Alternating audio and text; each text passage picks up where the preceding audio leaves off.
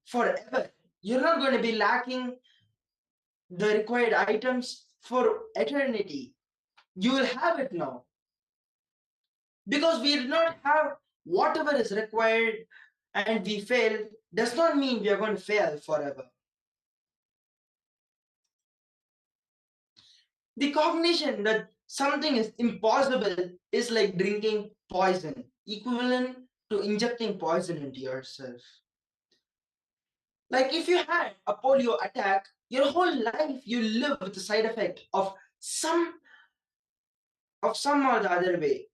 If you have been attacked with the impossibility, which is also like a polio attack, your whole life you're going to be having, and you'll be mentally handicapped, you'll be consciously handicapped.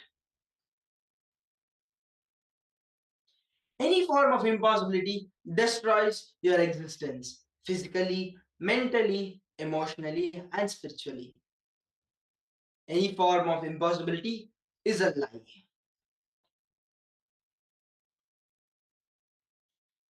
Now we'll be seeing a beautiful clip where Swamiji is explaining deeply and in detail about how impossibility is a lie.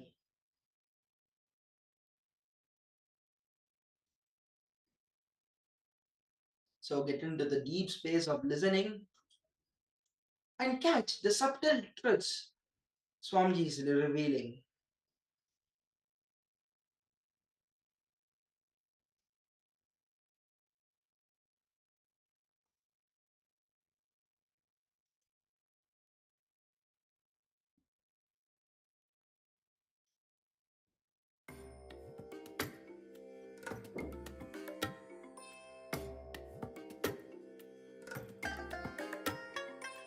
I bless you all. Let you all open all your three eyes and manifest the powers of Mahasadashiva. Om Nithyananda Paramashivoham. Om Nithyananda Paramashivoham. Om Nithyananda Paramashivoham. Om Nithyananda Paramashivoham. Om Nithyananda Paramashivoham. Om Nithyananda Paramashivoham. Om Nithyananda Paramashivoham. Om Nithyananda Paramashivoham. Om Nithyananda Paramashivoham. Om Nithyananda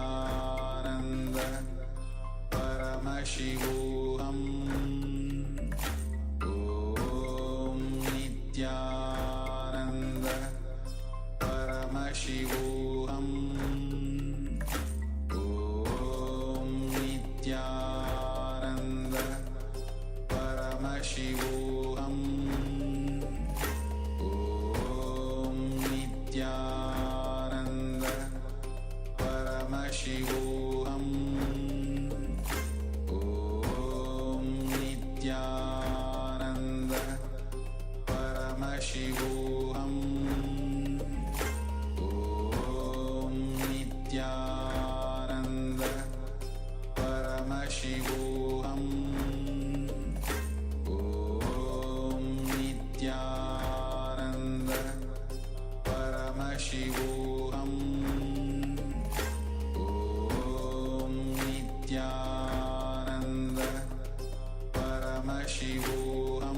Paramashivoham.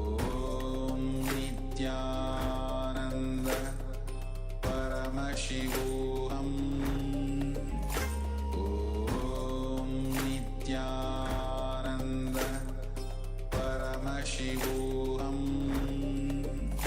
Om Nithyananda Paramashivoham. Om Nithyananda Paramashivoham. Om Nithyananda Paramashivoham.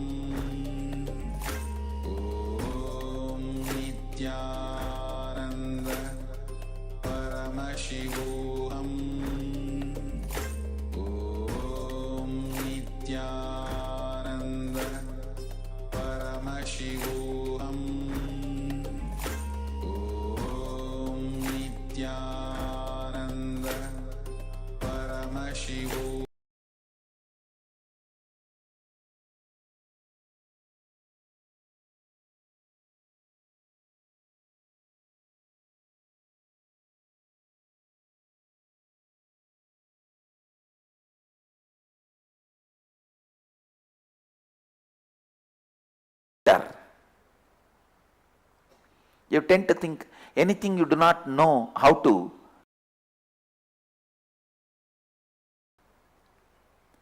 any form of impossibility is a lie. I tell you, the idea impossible is lie. Idea impossible is false. Idea impossible is crime. Idea impossible is conflict. Idea impossible is mind. Just because you do not know how it is possible, don't think it is impossible. The problem is anything you do not know how it is possible, your mind says it is impossible. No. It is like, because you have not tasted it, how can you say it is sour? Because you have not tasted it, how can you say it is bitter? You tend to think anything you have not tasted is bitter. You tend to think anything you do not know how to, you think is impossible.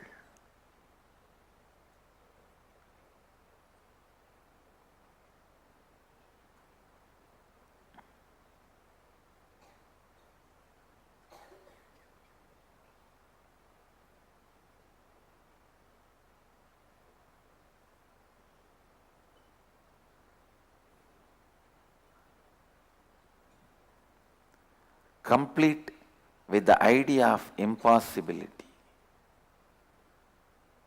Complete with the concept of impossibility.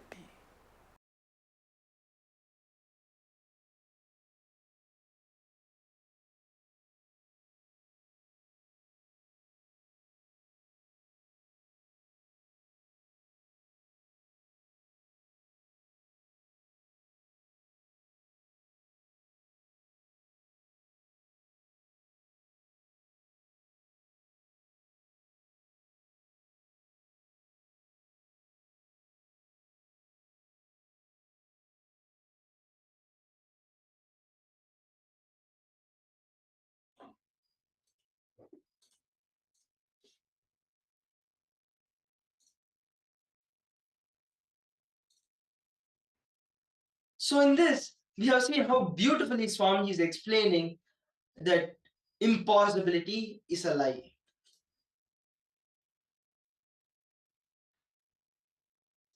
Now we'll be completing the impossibility. Stand up powerfully without listening to any form of impossibility shouted by your mind towards you. Any form of impossibility screamed at you, any form of impossibility shouted at you is a crime done by your mind to you. Your mind will be alive only if the idea impossible is kept alive in you.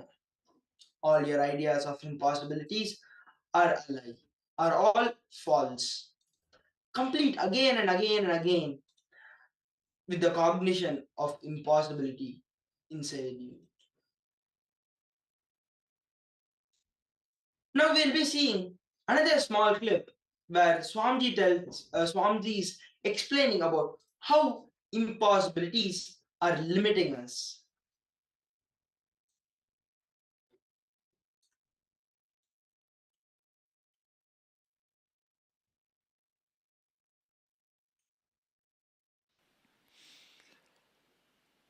If you see in the shipyards, boatyards, you will see a wall separating one bit of ocean where the ships and boats are stationed. That small wall gives the feeling that area is separate from ocean to protect the boats from the high waves. If the wall is broken, that shipyard and the ocean is one and the same. Same way, the idea of impossibility separates you from the cosmos, separates you from the God. Whenever you say, this is not possible for me, you are a human separated from God. And please understand, breaking the boundary of impossibility. I'm not saying you will start flying, you will start walking on the water. I'm not saying that. But all I am saying is, you created the law of who can fly, which can fly, what can fly, who can walk, which can walk, where can walk. So you are the owner of the constitution. You are the head of the constitution of the cosmos. So you can do what you want.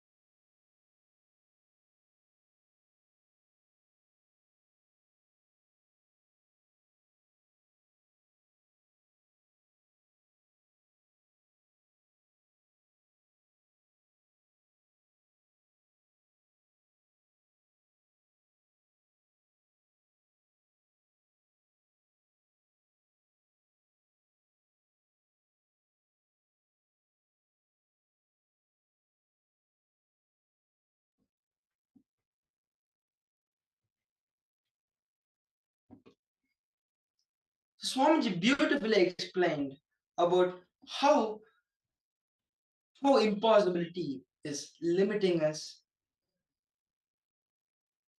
Nothing is impossible. There's nothing called impossible. Impossibility is just a border you create. Actually, what separates you from the cosmos? Just your skin and your identity you carry. That you exist only up to the border of your skin. With this cognition only, you're limiting yourself to everything. What separates your mind from the cosmic mind? Just the border you made called I can do this much. I can do only this much. The possibility of you're not letting the infinite possibility manifest in you. You're you're holding the infinite possibility back, and you're only having the impossibilities thrown in front of you, having limitations that I can only do this much with just a small limitation. Impossibility is nothing but the border you built inside the cosmos to separate yourself from the whole. We'll be seeing another clip of where Swamiji will be explaining about how to open up your possibilities. Again, please have the deep space of listening and listen to these great truths.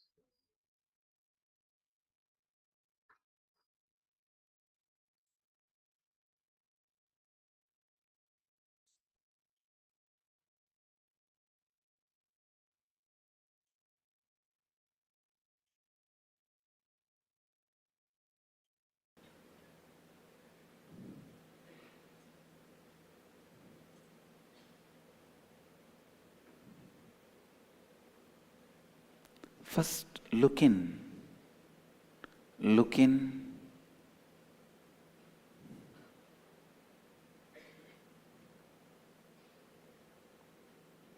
Define very clearly what you want and where you are. Know it very clearly. You can. There is no question of you can't, you can. You just know how it should be done. You only need the knowledge. There is no powerlessness. There is only knowledgelessness. Sometime what you want knocks at your door, but you think because it is knocking at your door, you are more qualified than what is knocking at your door. You may think it is too cheap, otherwise why will it come to me? Because you don't have any respect for you, the fortune which comes towards you also you don't have respect for it. And you lose it.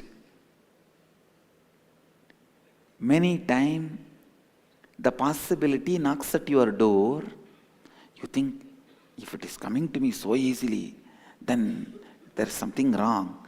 Maybe I am more qualified for it than this.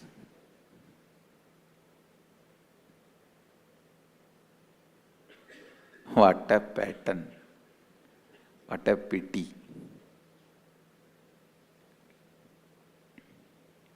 It is so funny. That's the right word I'll use. So funny.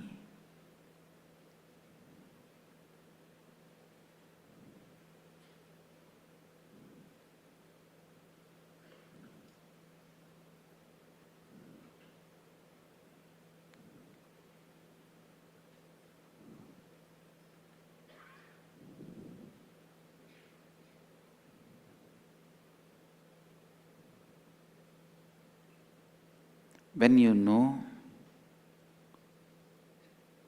what you need to achieve and where you are, and you know it is possible, I tell you, that is the space where responsibility grows. You know, I'll do it. I am doing it. I'll do it and I am doing it.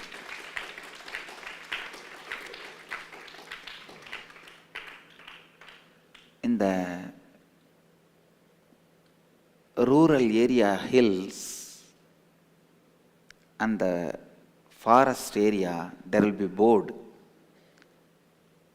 Sheep destroy the forest because when a seed sprouts, sheep will go and eat and the forest will never be possible.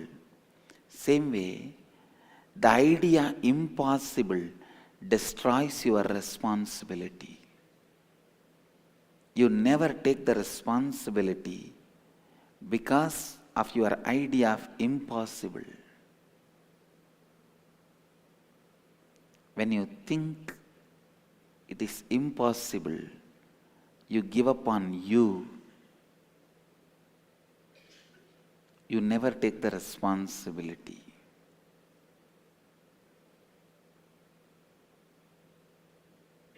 What do you want, where you are, and how transformation can happen. First, if you know it will happen, it is possible, you just know how to take the responsibility, and you take the responsibility, that's all.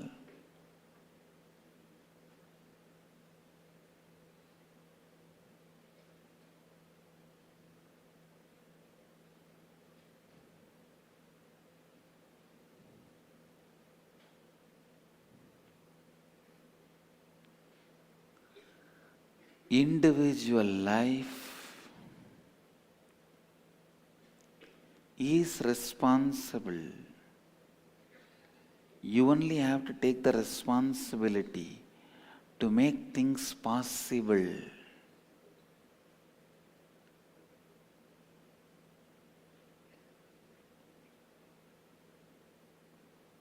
Know continuously the things are possible.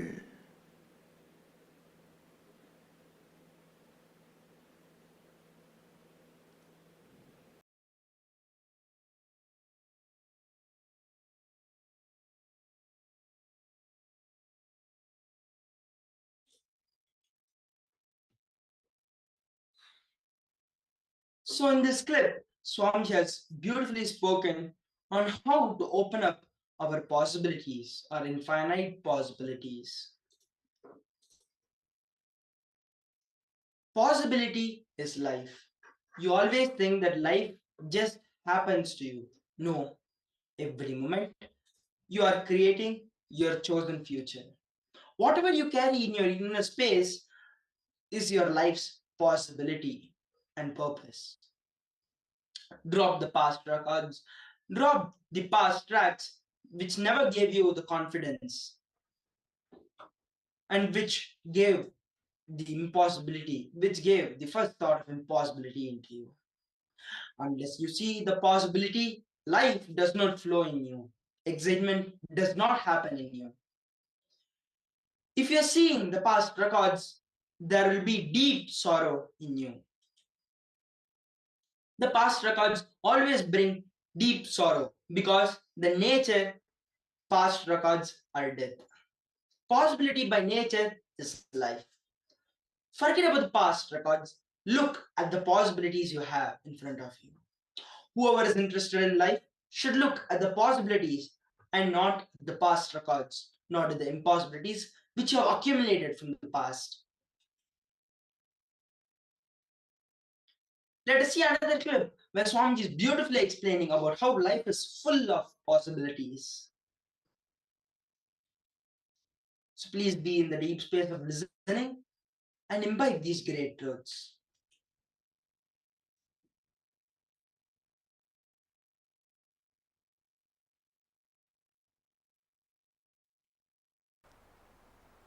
Our whole consciousness is handicapped with the idea of impossibility. Whether you think about health, impossible. Mental health, impossible. Wealth, impossible. Relationships, impossible. Enlightenment, impossible. Spiritual growth, impossible. Kundalini awakening, impossible. Then what for you are living? Because I can't die. Because I can't commit suicide. No. Health, possible. I may not know how to do now, but I know it is possible. Wealth, possible. I may not know how to do now, but possible. Success, possible. I may not know how to do now, but possible. Relationships, possible. I may not know how to do now, but it is possible. Enlightenment, possible. I may not know how to do now, but it is possible. Kundalini awakening, possible. I may not know how to do now, but it is possible. Please understand, anything, when you start the first step, you may not know, but be very clear, it is possible.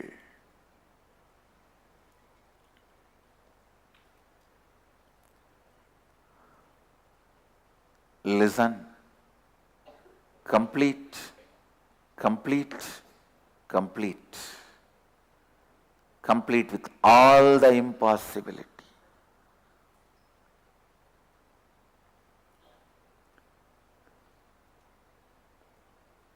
Once you complete with all the impossibility and create a space, while you create a space, whatever impossibility, doubts comes, again complete it. Now, I'll give you a few minutes. Let's sit.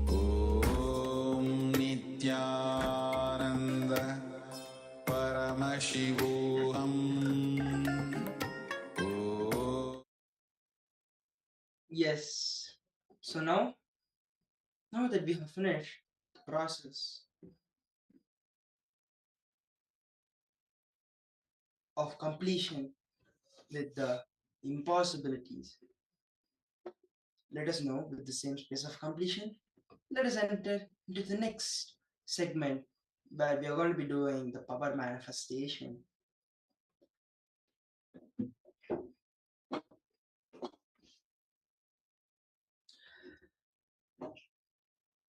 So, requesting all the participants to get your Living Enlightenment book so that we can get our powerful cognition for the day. So, please get your Living Enlightenment book, or if you have it in your phone, you can open it in your phone. So, today we will be manifesting the power of thought current scanning.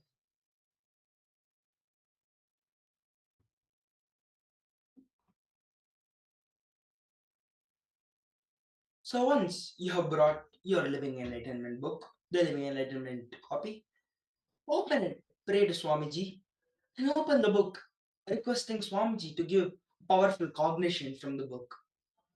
And with that powerful cognition in your inner space, we will start manifesting the powers.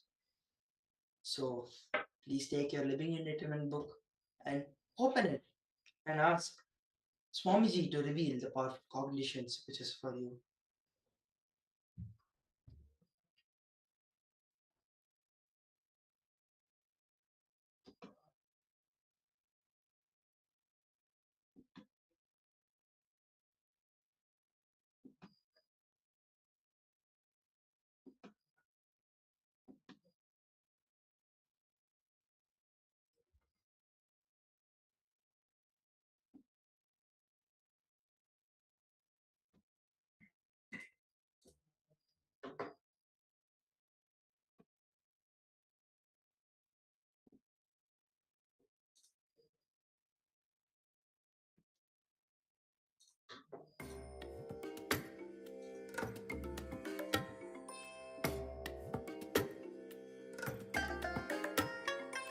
I bless you all. Let you all open all your three eyes and manifest the powers of Mahasadashiva. Om Nithyananda Paramashivoham. Om Nithyananda Paramashivoham. Om Nithyananda Paramashivoham. Om Nithyananda Paramashivoham. So now that we have got our powerful cognition, let us now enter into the power manifestation. Now sit comfortably, either on a chair or on the ground. If possible, sit in Padmasana. Sit in whichever position is comfortable for you. Once you have taken your seat, call your relatives, your friends, family, anyone. You can just call anyone and then ask them to think of something. Think of a word maybe. And then you're going to be writing down everything which is being revealed to you. So now we'll be starting with the power manifestation. So don't use your logic to identify anything. Don't think that that person is going to be thinking only this. No, don't use your logic. Don't use the boundaries which you have created for yourself. There is a limitless possibilities of things which he can be thinking of, which only the third eye can find out. So don't guess, don't try making up something. Just close your eyes and visualize Swamiji and ask Swamiji, what is it that the other person is thinking? And write down whatever you're seeing, just write it down. So now we'll be beginning the power manifestation.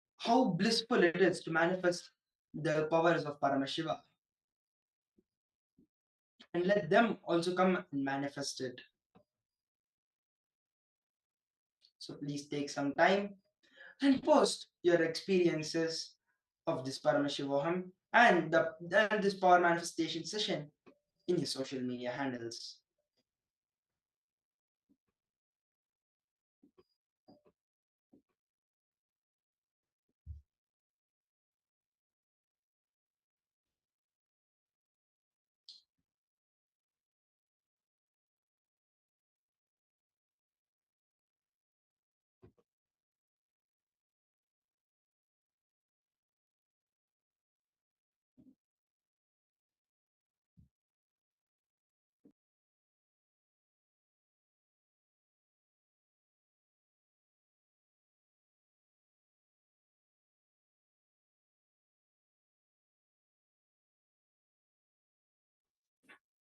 Yes, let us now get in to the next segment of today's Paramashivoham.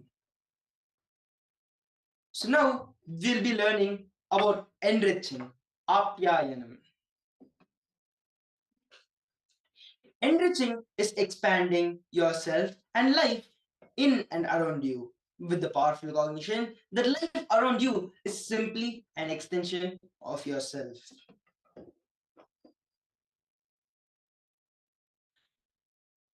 It is pure consciousness that from the eternal has enriched the ages and each being by ordaining desirable responsibilities unto them as per their nature and space, and their actions and the results thereof. This is a translation of the verse 8 from Ishavasya Upanishad. There's a beautiful story in Sri Ramanuja's life. He goes to the Guru and asks him to give one method to achieve the ultimate. In Vaishnavism, the ultimate is the space in Vaikuntha, means the space of Vishnu. Ramanuja was in such a high level of completion, the Guru gave him the initiation into the great mantra of Om Namo Narayanaya.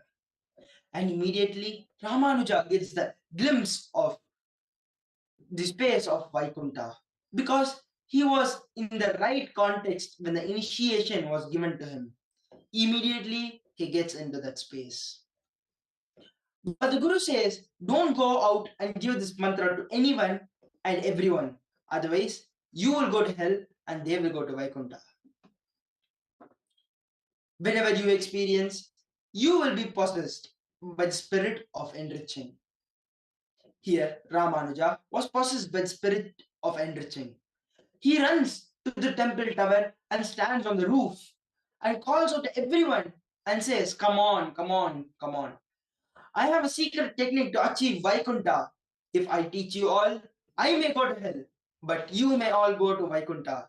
So please learn it. And he immediately initiates everyone into this great principle and the Maha Mantra of Om Namo Narayanaya.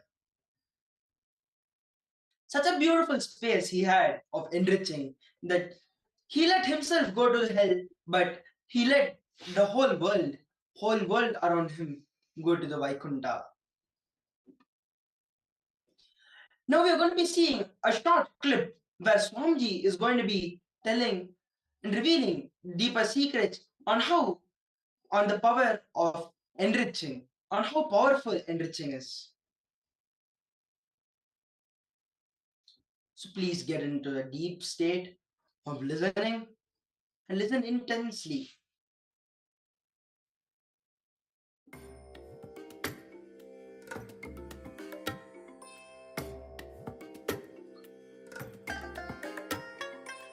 I bless you all.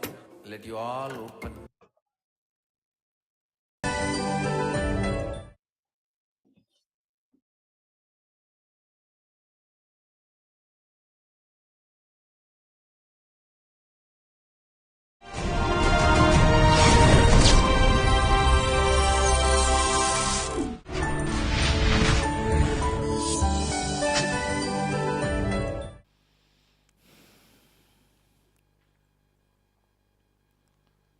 Let us start. Now we will work on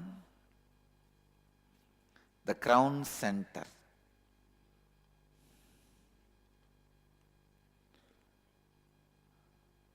The thought current of discontentment, frustration.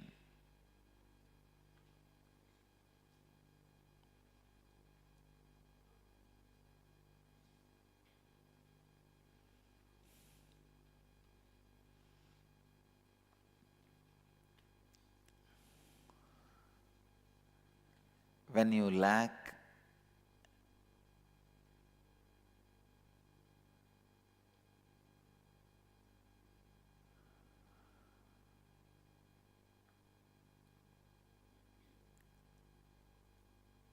involving with others' life, the crown center collapses. Please understand.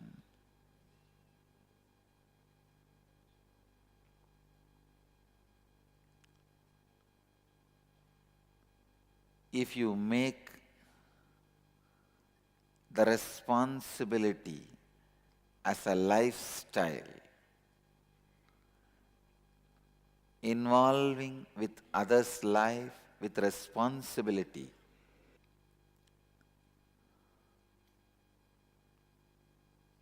the only way you can awaken the crown center, once your crown center is awakened, you live like a god. The only way your crown center is awakened is by living the fourth fundamental truth about living enlightenment, enriching. Enriching yourself and others continuously.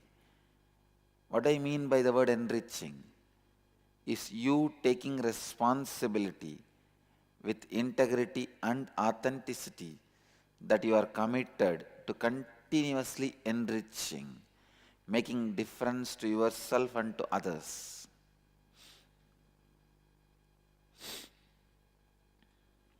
Listen.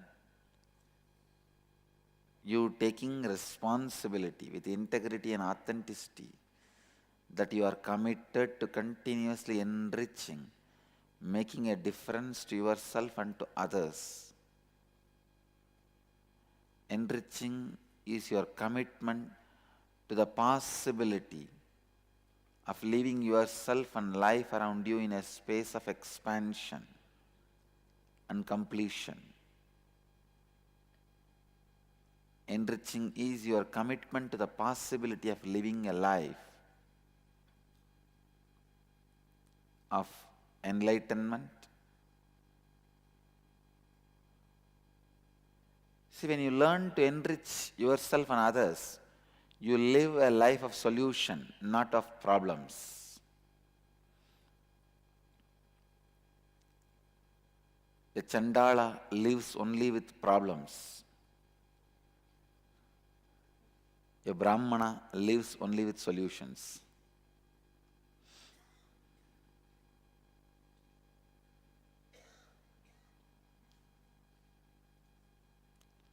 Kshatriya makes problems, Vaishya solves problems. But even Vaishya and Kshatriya does not have solution. They take it only from Brahmana. Enriching is your commitment to the possibility of being superhuman, living continuously the divine consciousness.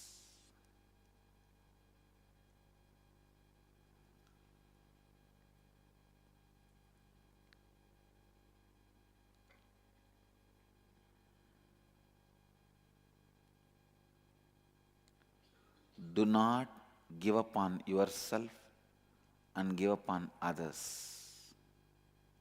That is the secret of enriching. Understand?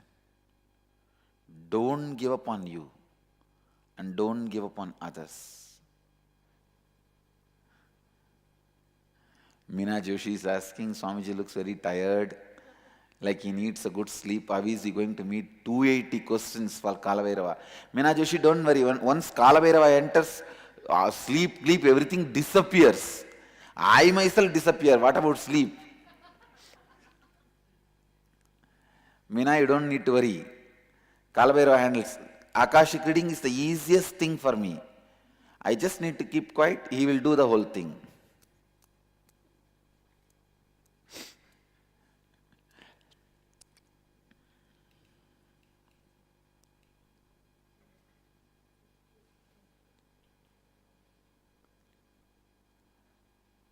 The master key to practice enriching you and others is don't give up on yourself.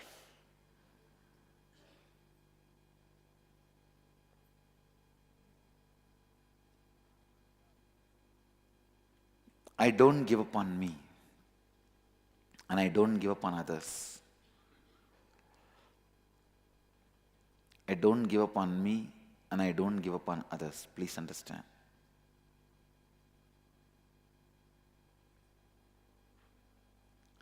How strongly you are going to remind yourself not to give up on you and others, that is going to make the success of your life, and that is going to keep your crown center alive, Sahasrara alive.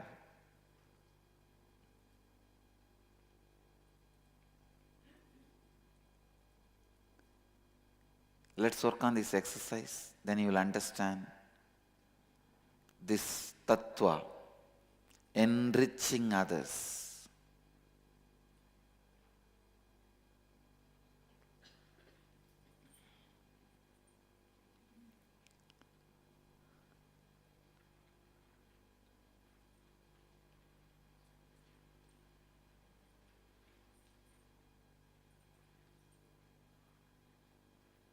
Make a list of all aspects of your life that you are not satisfied or happy about it.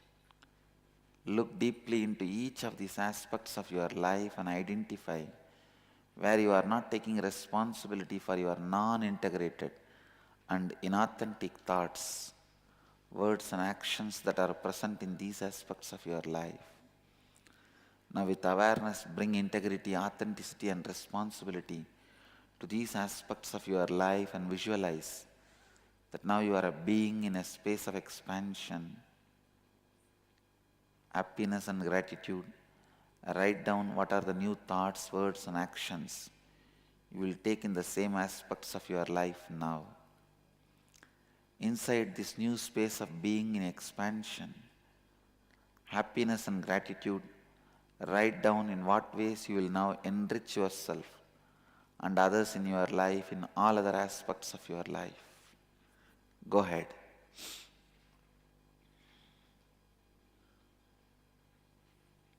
Sahasrara collapses when you are not satisfied, you are not happy with your life.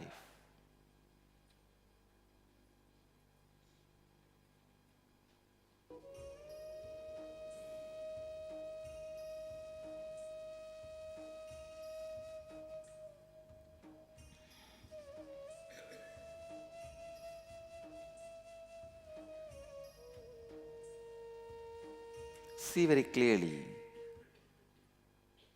your unhappiness will be because you gave up on you.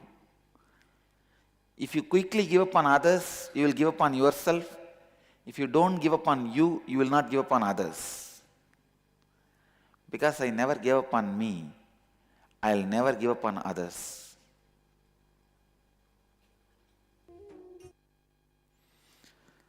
Three more minutes. Still how many are writing? You have 3 minutes, finish.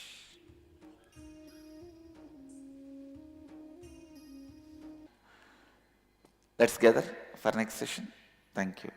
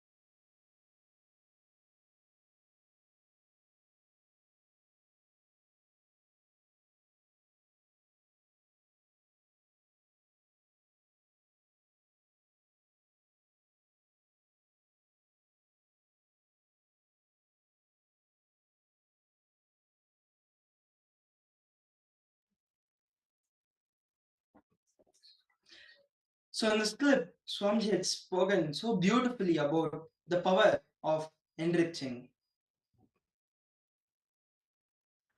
Whenever you think others are separate and you are separate, this is the basic flaw of life.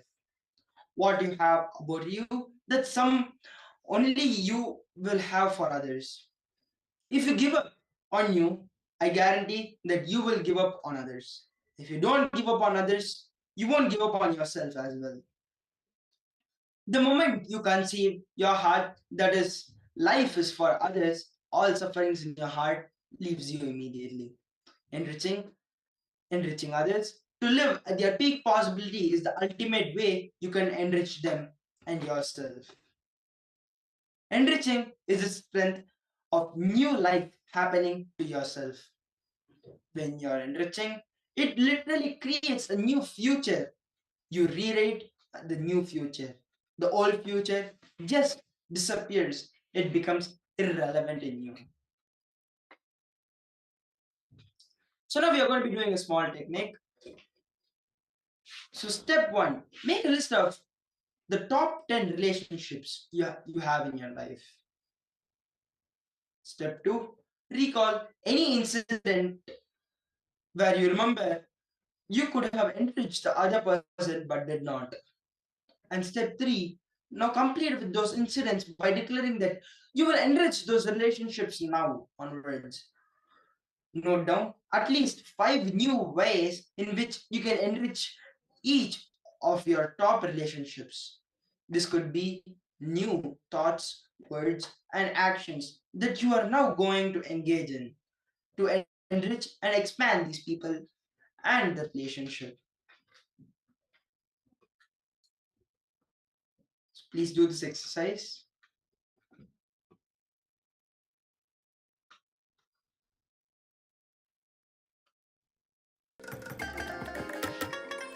I bless you all. Let you all open all your three eyes and manifest the powers of Mahasaraship. Om Nithyananda Paramashivoham. Om Nithyananda Paramashivoham.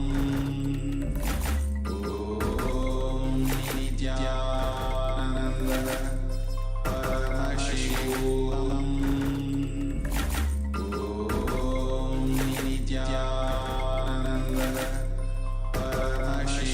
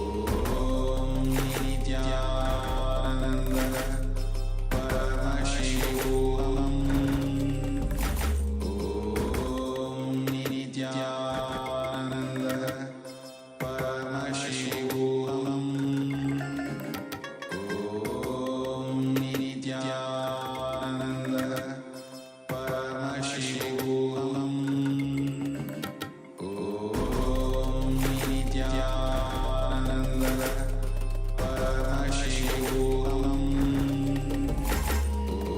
Om Nithyananda Paramashivoham Om Nithyananda Paramashivoham Om Nithyananda Paramashivoham Om Nithyananda Paramashivoham Om Nithyananda Paramashivoham Om Nithyananda Paramashivoham Om Nithyananda Paramashivoham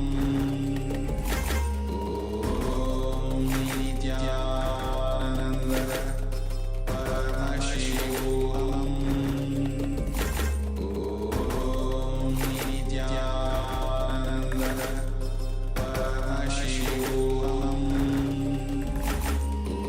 Om Nithyananda Paramashivoham Om Nithyananda Paramashivoham Om Nithyananda Paramashivoham Om Nithyananda Paramashivoham